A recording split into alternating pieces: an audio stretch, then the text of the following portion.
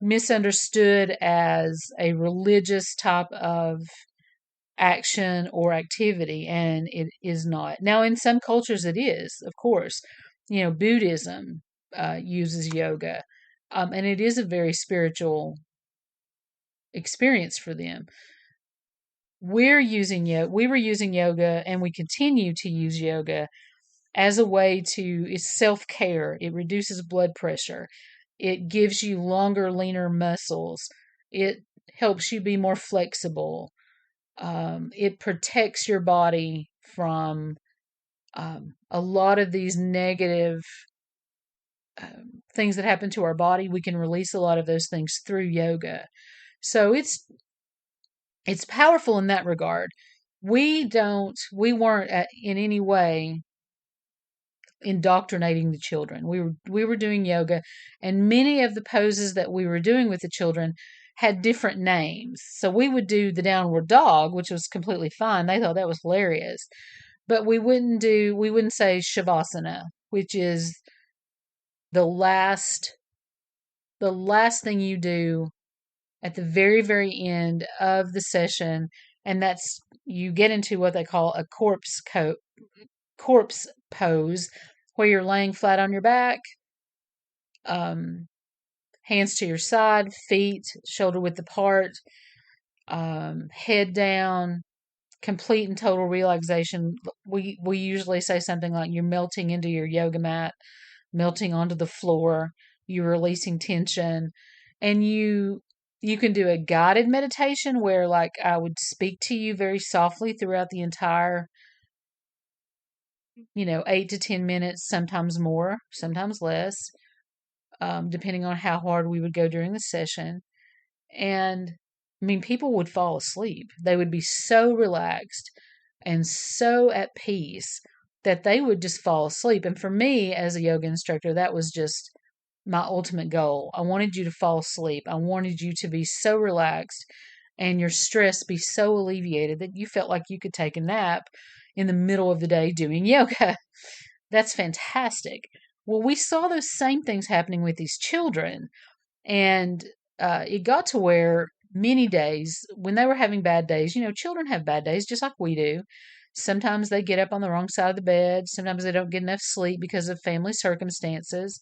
Sometimes they're on medications, and those medications will make them sleepy or tired or hateful. There's a million different side effects for different, very, very different medications. And our children, make no bones about it, our children are at an all-time high for taking medications, our youngest children. Most of the time it's for ADHD. And you technically shouldn't even get a diagnosis for ADHD until you're 6 years old or 7, not 6 years old. Fourth grade would be a good grade, fifth grade, even sixth, because they're more established in their social environment. They are old enough to understand and follow rules, and if they're continuously having trouble with that, you should have data on those children all this time that you're watching them. And then when the overwhelming majority of data recommends that be the diagnosis, then that's how that happens. You get that diagnosis because there's a preponderance of evidence. It's not because the mother said the kid is crazy and they can't get them to sit down. Most children don't just sit. Children are meant to move around. That's part of what helps them learn. So sometimes it's, parents or teachers or administrators who don't understand that young children are supposed to learn in social settings, and they're supposed to learn moving around and getting up and experiencing, experiential learning and things like that. So it's important for us as educators to understand how that works.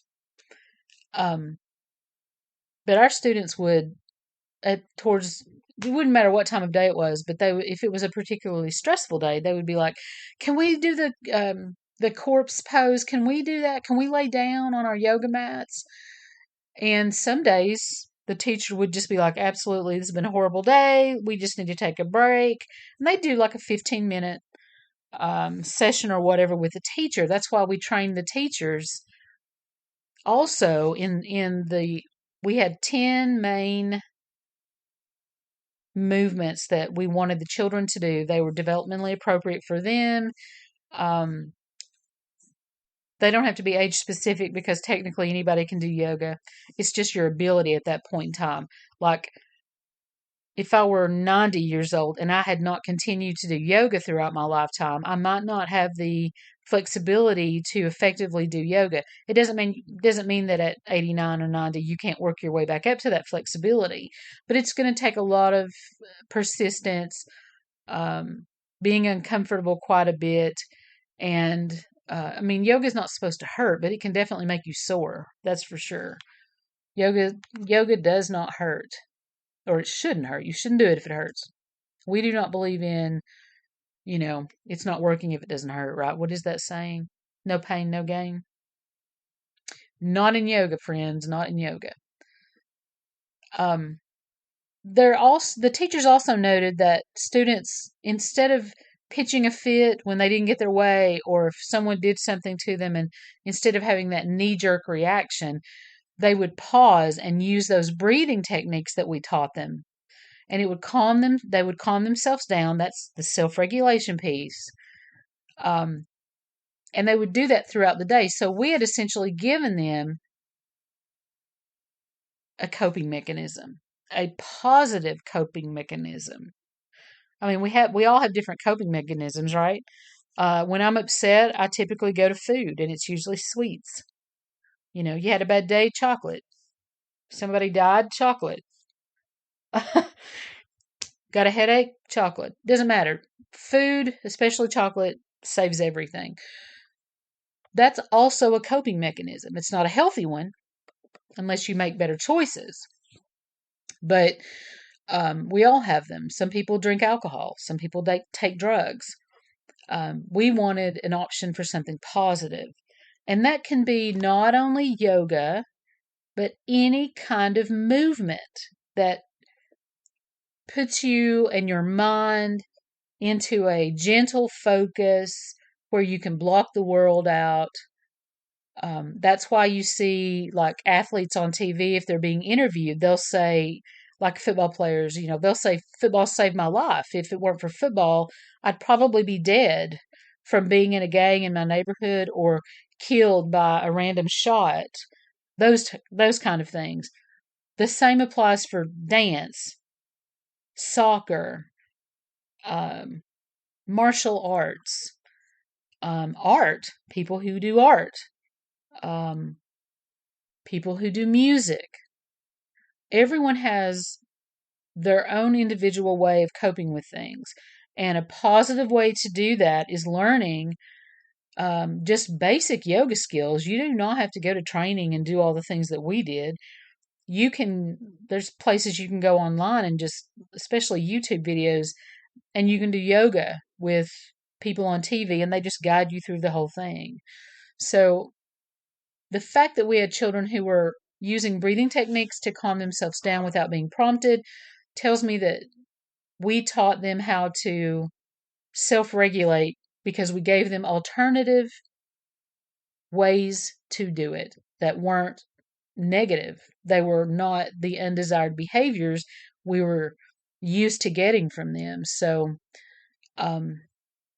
fascinating work. We were just floored by the data.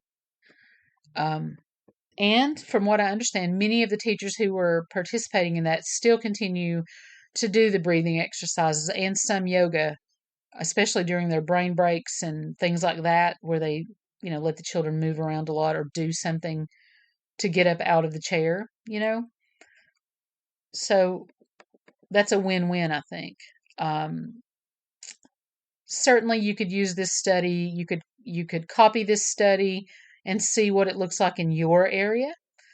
I think that if you wanted it to be an exact or a comparison of our study and your study would have to be, you would have to have people trained in the same, you would have to have people trained in the same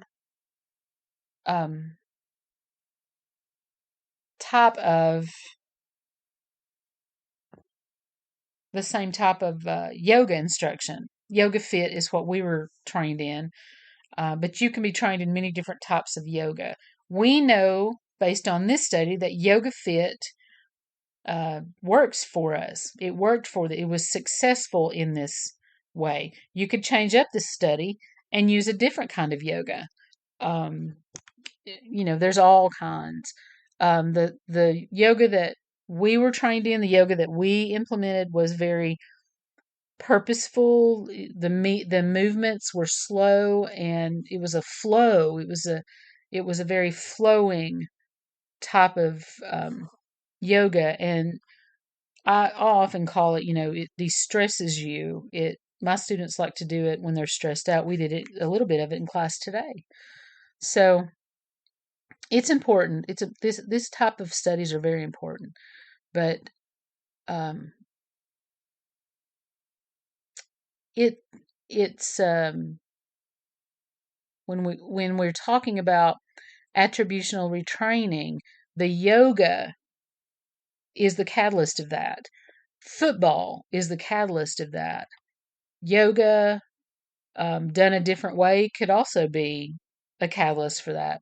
Something that moves the children, something that moves the body, something that engages the mind. Football, baseball, music, arts, something different. That's why it is so important for us to have fine arts in school.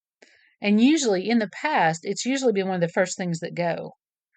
They get rid of music, they get rid of band, they get rid of art. Completely does the opposite of what they want to happen. They want more instruction time. That is not going to raise your scores.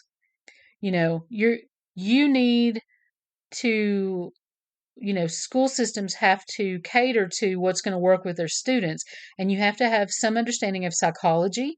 You also have to have some understanding of how children learn, their development, and how they learn. I would never have my preschoolers sit for longer than maybe 15 minutes. You might get 15 minutes of attention out of them later on in the year. You're not going to get that at the first of the year. They're growing as they're in your classroom too, right? So they're getting older as they're in your class, which means that some of them become more mature and more able to self-regulate. But if you give them these tools first, then they learn quickly and they implement these strategies much quicker and much more successfully the sooner you do the training, start the training, and then practice it at least twice a week. We started out doing, no joke, the general rule in early childhood is if you put a kid in timeout, which we don't do anymore, but if you put a kid in timeout and they're 4 years old, they stay 4 minutes. If you're doing an activity and you've got a bunch of 6-year-olds, typically in the beginning, 6 to 10 minutes might be the range that you'll keep their attention span.